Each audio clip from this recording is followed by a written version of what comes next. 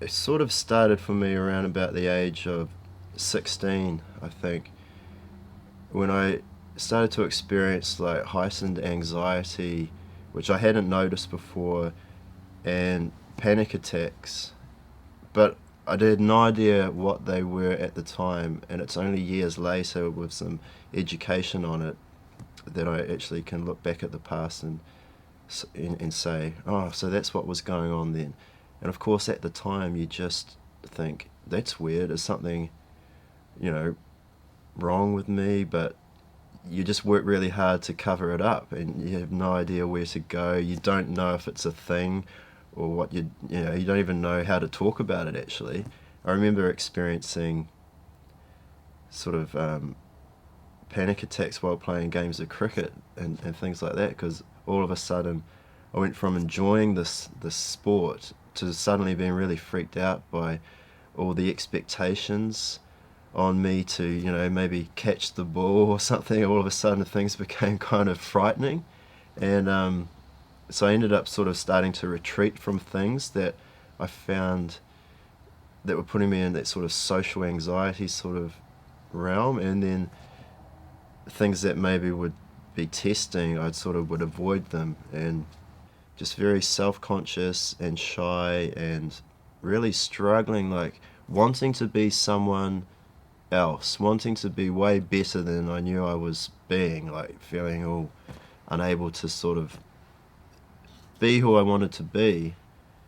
Um, and because of that social anxiety, that shyness, that all that sort of stuff makes you feel you're comparing yourself to others a lot and seeing how confident people are and what they're achieving, and sort of the anxiety and panic attacks are sort of just not allowing you to get where you want to be. So you discover, well, I discovered alcohol, as a lot of people do at that young age, and you think this is the answer.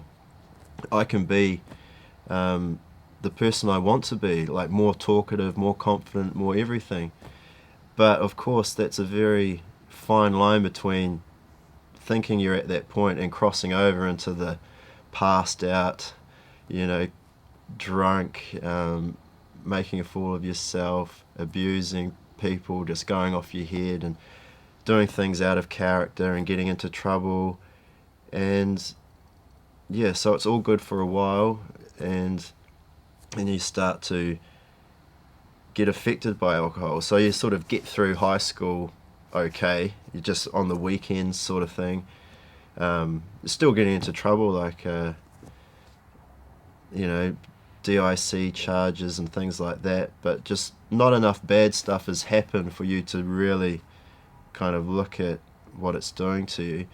And I just carried on into university, which was basically just a drinking school. I mean, you crank it up to going from just on the weekends to adding another couple of nights in there drinking, so it starts to become more and more. And then 21st season rolls around, and you could be drinking, heavily for months on end, while everyone's just going that culture of excessive drinking, where people are, it just becomes such a part of life. And I think for me that by that stage it really got its hooks in, and it's covering up all these mental issues that have not been dealt with, because I don't remember getting any education on mental health at high school. It was just your history, your English, and all that stuff, and you've got to achieve this and get into the next year, and you're just on this big train of achieving things, but you don't ever stop and say, hey, how are you guys actually going? Are you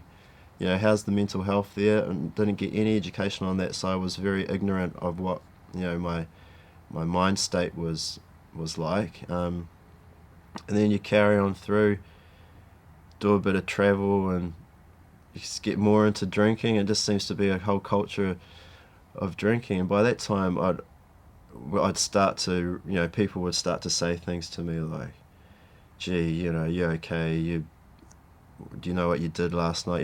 The blackouts are happening more often, and you're offending people that you care about, and just you're not in your right state of mind, because you're just basically having blackouts, but you're still walking around consciously, sort of a zombie, basically, swearing off your head or going on a rant, and you're just not really sure, you can't remember it. And slowly but surely I'd start to look at my life and realize, oh, I'm not achieving anything here. I'd start to put it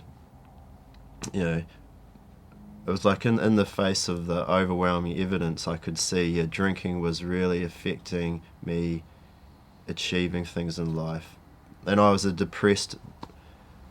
am the depressed variety of alcoholics, so it was all sort of, the world was against me, there's no future for me, and that was a reason to drink half the time, and just all that sort of stuff.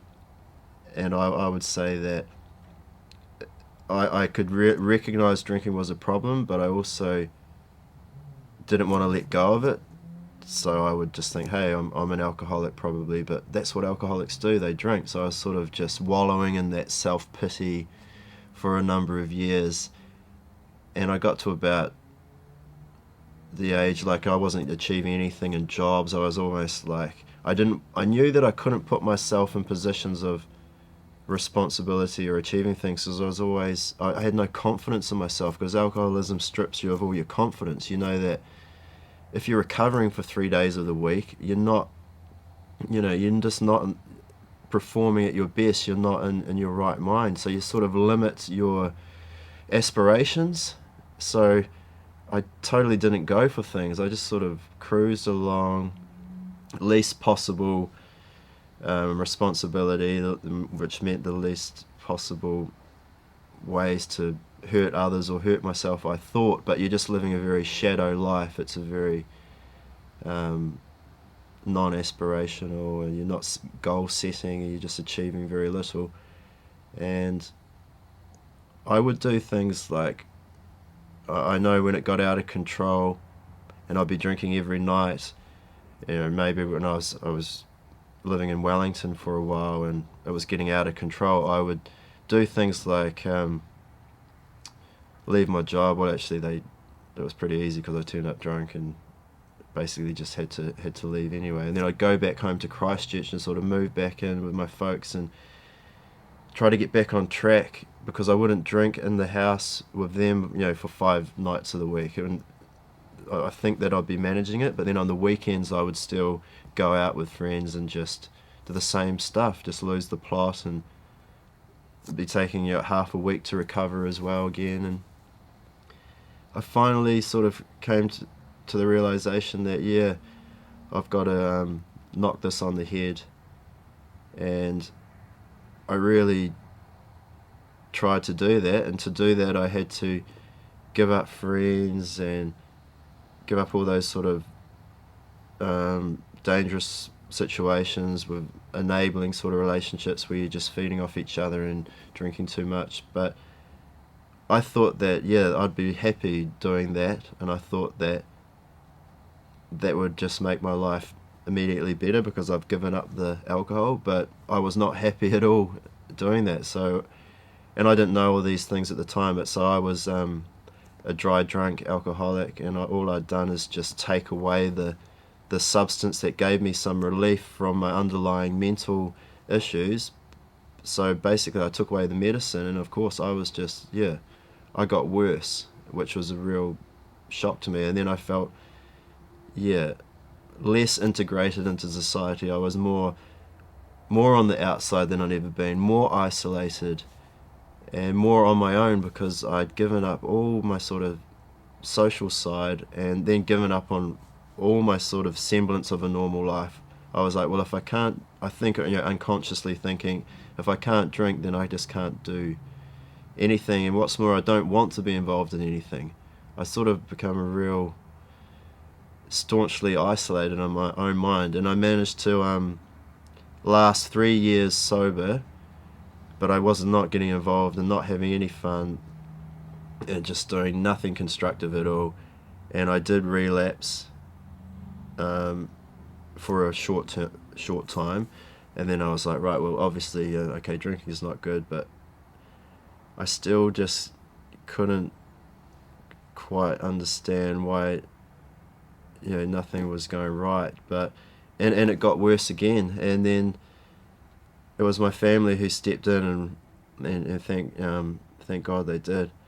And they were just like, well, enough of this, we've got to do something. And they sent me to Capri, and I was able to get an understanding of the disease of alcoholism and the underlying mental issues that I hadn't really appreciated, that you can't just remove the substance, you have to work on the disease, pretty much every day. It's an ongoing thing, but a little bit of work every day will free you up to enjoy your life. And that's what I'm realizing, that through what I learnt here, that it takes a little bit of work, but that work is good work, and it's fun work, because you have a community of people that you make a part of your life. You're not isolated anymore. These are the things you need to get better: community, and the tools that you learn to achieve happiness, because that's what life is about. You have to be happy. You have to be enjoying it. You have to be setting goals, and you have to be moving forward. If you're not, you're going backwards. You can kind of feel like, oh, the whole world is drinking except you. So you can't just give up the substance. You have to replace that with something else, and that is community, and that's 12-step programs, and getting involved in all sorts of hobbies and things around that.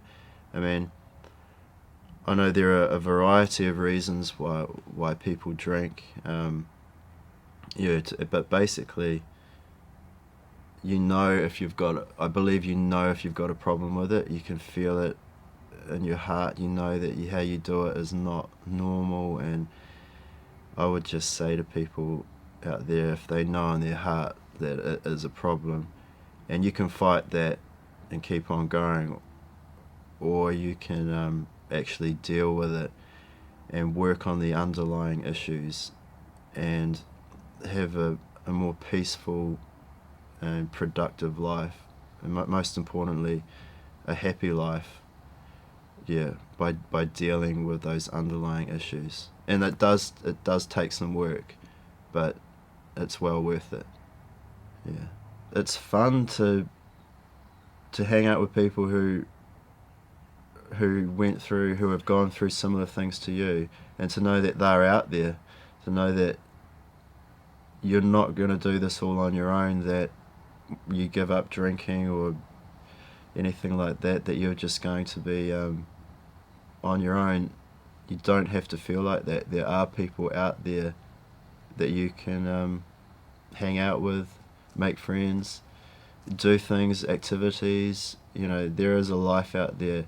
It's just in the alcoholic mind, you sort of think that that's sometimes the only thing worth doing, or the only thing that made you feel complete, but it's absolute nonsense, and it's just a trick of the addict brain. There's so much out there in life. You just have to tap into it. I mean, the whole world isn't drinking. It's just sometimes you think that it is, and I've made friends. I'm doing more things. I'm not trapped by my thoughts anymore. I'm active, and I'm putting my mind into action. It's not taking me down, spiraling down into depression. It's working for me, not against me, and that's a great thing that I learnt from here.